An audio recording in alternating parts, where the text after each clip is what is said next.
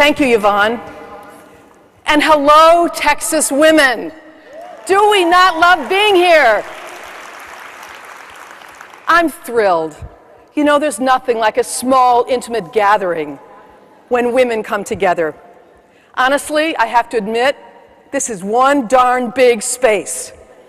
I feel a little bit like I'm at Costco. Just kind of waiting for one of those metal trucks filled with paper towels to come rolling by. But I wouldn't be anywhere else right now, and I hope you wouldn't be either. This day has been so exhilarating. Are you feeling it? Do you feel the love? But I'm distracted by something. Do you realize that there are roughly 5,000 pairs of shoes in this ballroom? Now, some may be clogs and flip-flops, but we know the heels are back in your closets. I also believe that in any gathering of women, we feel a bond. Bonding is in our DNA. It's just, you know, it's kind of how we're wired. Men don't bond. They barely adhere. By day's end, each of you will be, I think, so charged up, so excited. You'll have new friends, you'll have business cards, you'll have new Twitter handles, you'll have Facebook pals. But for the next few minutes, I'd like to talk about success. I would like to share a few of my rules of the road, but more importantly, listen, because I said my road. Yours is going to be different. It should be, because you are paving it. Each woman's success looks different and is different than any other woman. We're a sisterhood with sympathy for our common struggles and joy in our common successes. Yet we each in our own must design our own lives. At the end of the day, you'll also be more prepared to take whatever that next step is down your road. I think of this as sort of three parts to the journey. First, the mindset of success. Second, the crossroads where confidence and leadership come together. And third, navigating reinvention and resilience.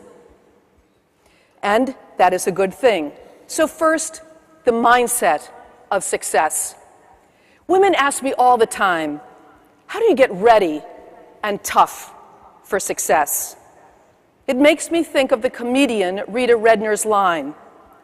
My grandmother was a very tough woman. She married 3 times.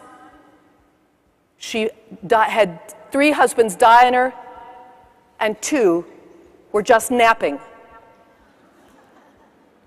I do know about tough after many decades in the business, but I also know something about people in powerful positions, including those that I've worked with or for: Rupert Murdoch, Al Newhart, the founder of USA Today, Oprah Winfrey, Gloria Steinem, Francis Ford Coppola. And here's how I would put it. They are single-minded about their goal. So lesson number 1, let nothing and no one derail you in your single-mindedness. Oprah's single-mindedness always came from a higher intent. Everything that she does, and I saw this time and time again in the launch of the magazine and over the years, it is, how can this help? Al Newhart, one tough cookie, believed that the nation in 1982 was ready for a national newspaper, but nobody thought it could succeed, except Al Newhart. His vision to create a newspaper that reflected real voices and real people never wavered. He made it everyone's job, including mine, to get USA Today across this country in everyone's face and in everyone's hands. Those prominent names are just an example, but it is about taking the mountain by reaching your own summit. It's not enough, though, just to focus on the summit. You have to see the path that leads you there, a vision of your life and your roadmap for your own life. You must have clear direction. It means thinking that route through, including asking yourself, if I have to detour, what's the worst that can happen? And preparing to answer that question. I once took a job at a startup magazine in San Francisco owned by Francis Ford Coppola. Unfortunately, the magazine folded just months after I'd gotten to San Francisco. I thought about what to do. I was hugely disappointed. But I thought, okay, what's the worst that can happen? Take charge, take action. And I decided that since New York still was the center of publishing, to return to New York. I called people, really started dialing, and said, I've changed my mind, I'm coming back to New York. The point in that story, make everything that happens or doesn't happen work for you. Opportunities may not always be obvious, but they are there. This is what a success mindset is all about, making things work for you. The mindset does not admit fear or panic, which is not to say I haven't been terrified and fearful and very scared at many times. But you have to learn to control your anxieties and to keep calm, or at least project calmness. But how do you sustain that mindset of success? First, don't take things personally. Women have a graduate degree in taking all things personally. We admit it, we go over it, we repeat it. We wear it like a hair shirt. You know what? Men never apologize. They just move on, and usually they blame other people. But enough about the election. The point, the sooner that we let a bad day or a bad experience go, means that we're just that much faster and excited about getting to the next point. It isn't denial, it's sanity, and it's smart. One more takeaway from the success mindset. You need a full, rich life to nourish any success that is really worth having. I call it the 360-degree life. Family, friends, fun. These are all as vital as work. Never ever forget that you are a whole person in and out of the office. So here's a couple of things that are more important perhaps than your job. Your health and your well-being, certainly. Your sense of purpose. Deciding what part of all do you want? Or as someone quipped recently, why would you want it all? Deciding and contributing to a higher good. And self-respect that comes from being an authentic person, being real. Having a full plate is great, but having a full life is even better. Make that your top priority.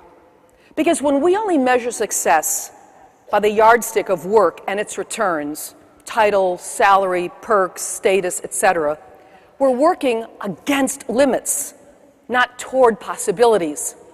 We see ourselves as expendable.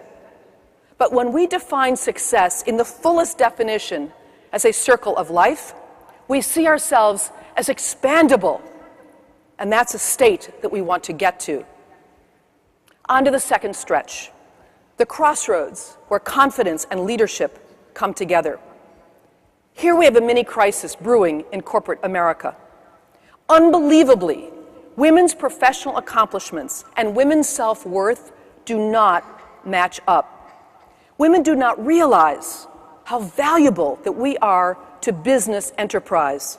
Study after study after study has linked and quantified a company's performance to its gender diversity.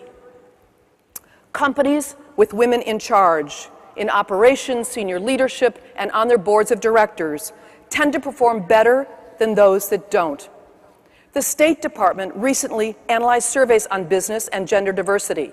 They found companies with more women board members outperformed their rivals in every measure: sales, return on equity, return on invested capital.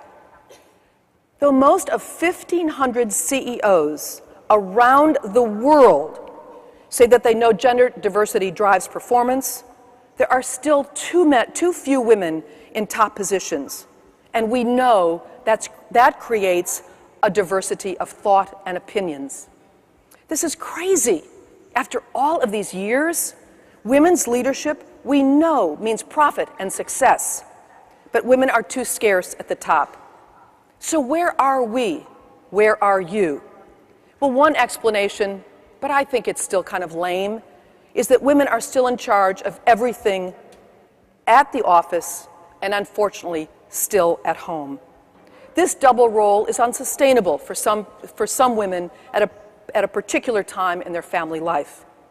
But honestly, there's another more subtle and really destructive reason. The study found that women's progress stalls because women themselves tend to undervalue their skills, their achievements, and their own experiences. That is at the root of the problem. In other words, they don't promote themselves. My first management job at 28 was as the advertising manager of the 70s feminist Bible, Ms. magazine. It was, thank you.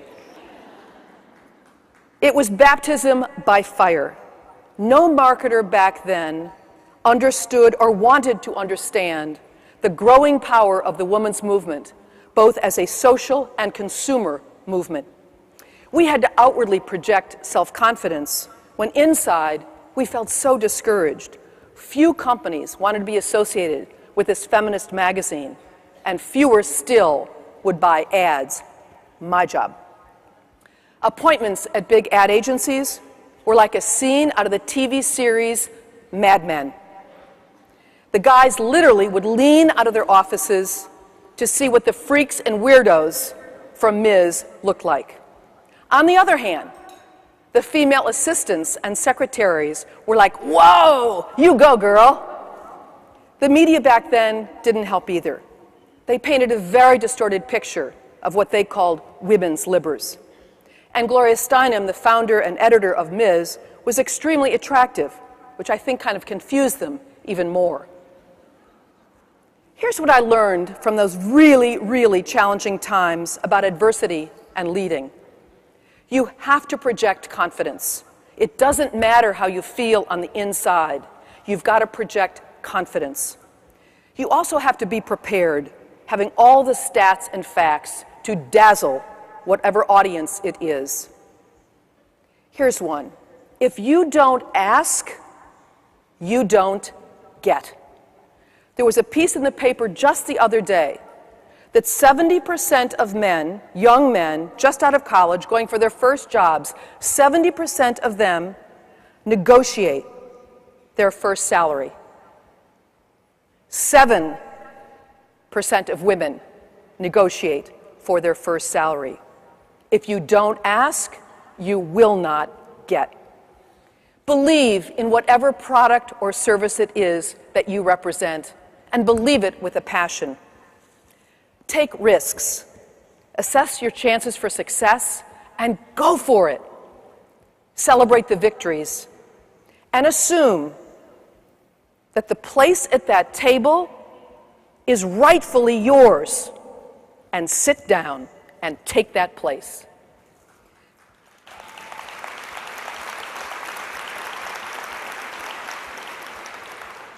We took 5,000 of them today, so my confidence and leadership skills were tested over and over again at USA Today. It was a huge and expensive startup. Plus, the parent company, Gannett, was publicly owned, so everything that we did was under the intense scrutiny of Wall Street analysts and the media reporters. I had to be cool under pressure. But even so, that was 20 years ago. So it's particularly disturbing to me to read that confidence is still in short supply in women.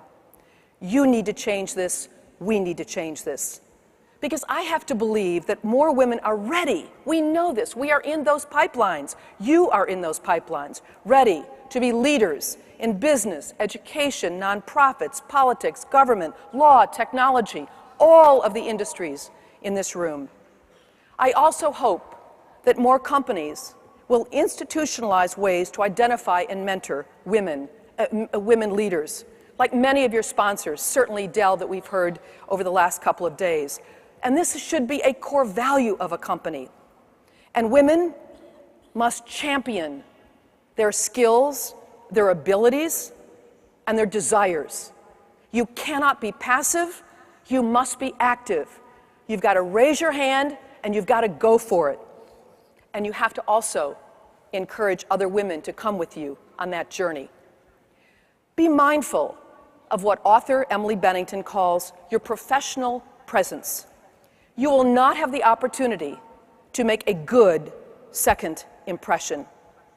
How do you come across in your appearance, your tone of voice, your demeanor, your language?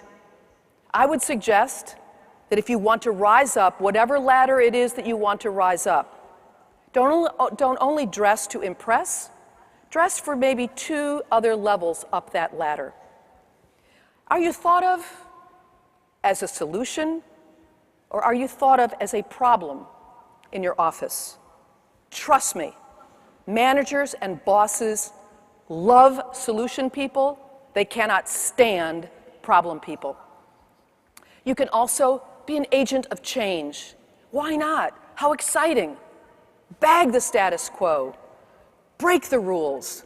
What's the worst that can happen? I like to say, ask forgiveness. Don't ask permission. And learn to respond, not react.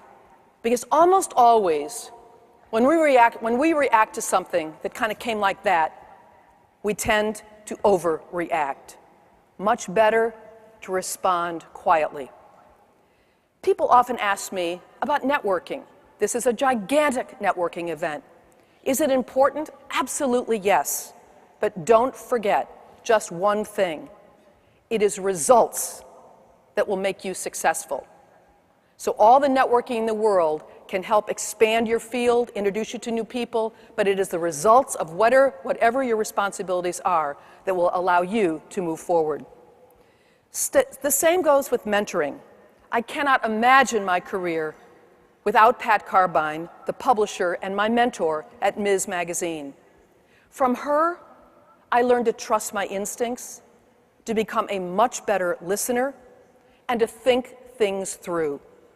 I also learned from Pat that women can bring humor and empathy and warmth and passion and humanity to their roles within companies, as we should.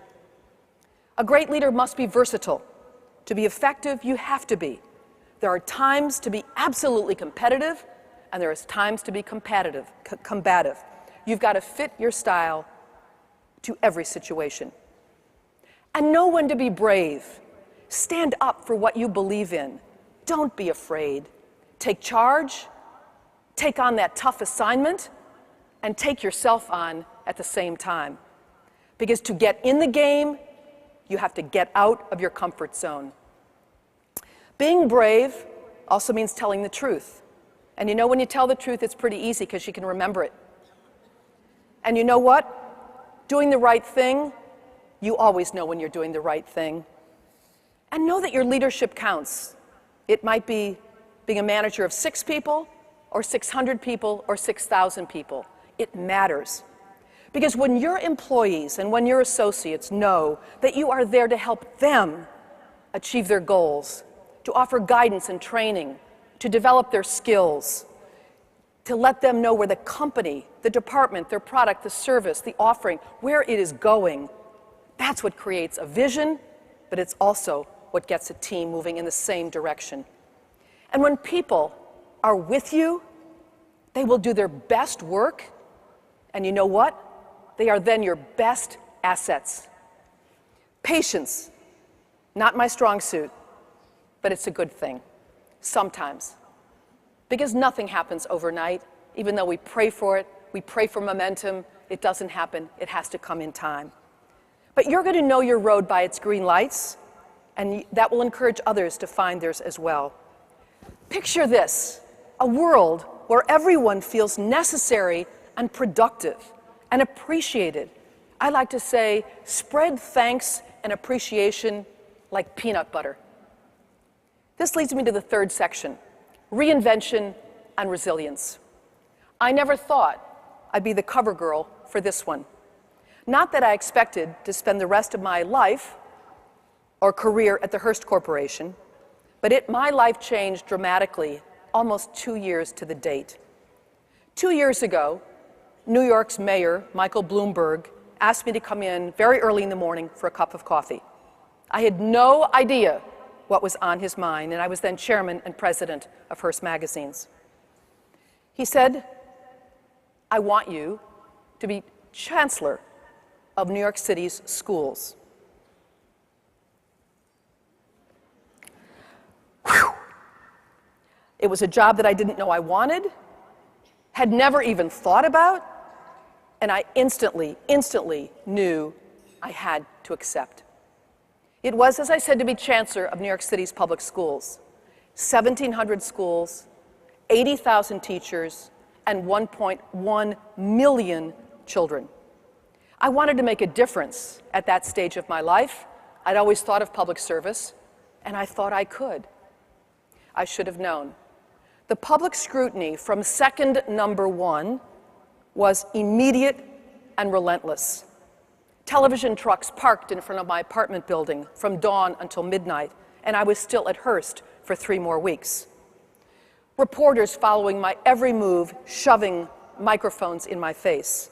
On the second day of the announcement, I literally escaped through a doctor's office in our lobby, through a side door, and ran down the street in the opposite direction, fleeing like a robber.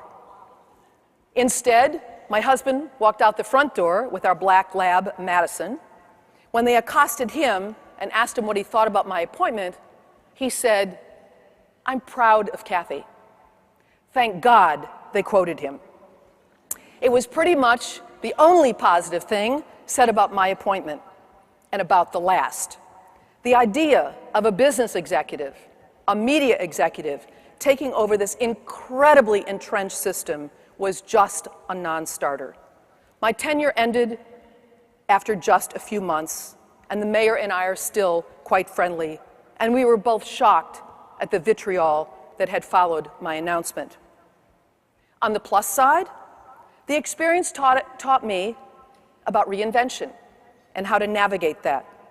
Charting Chapter 2, planning my next. Now, so many women are in the same position.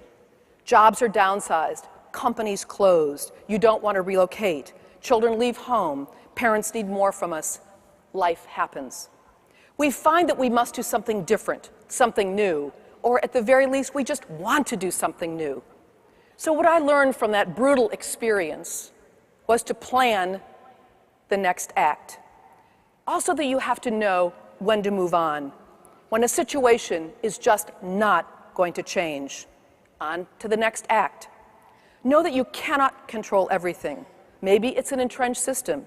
Maybe the job that you thought you went for is just not measuring up to your hopes and your expectations. On to the next act. Think of things that you've always liked doing. For me, it has taken a very different turn from my big office on the 43rd floor at the Hearst Building overlooking Central Park to now work with young entrepreneurs, which is so rewarding and so much fun. Investing in a couple of small companies, working with newer companies, mentoring young women, and involving myself in nonprofit work. On to Cathie's next act. And choose that next act for yourself as you have your previous ones, hopefully among your passions. Because when we find ways to make our passions productive, we even do a better job. So I have a wish for you today, and I have a request for you today. My wish is that this amazing conference inspires each and every woman in this room, and a couple of those good guys who came too, to pay your wisdom forward on to the next generation. And my request is that you do just that. It may not be tomorrow or next week or even next year, but we must pay it forward. So, a success mindset, confidence and leadership, reinvention and resilience. These are the paths of action that will propel you forward to achieve your dreams and to live your best life with purpose and passion. It has been great to be with you great Texas women. I'm confident that you will enjoy with great gusto all of the joys and successes of the life that you choose to lead. Thank you very much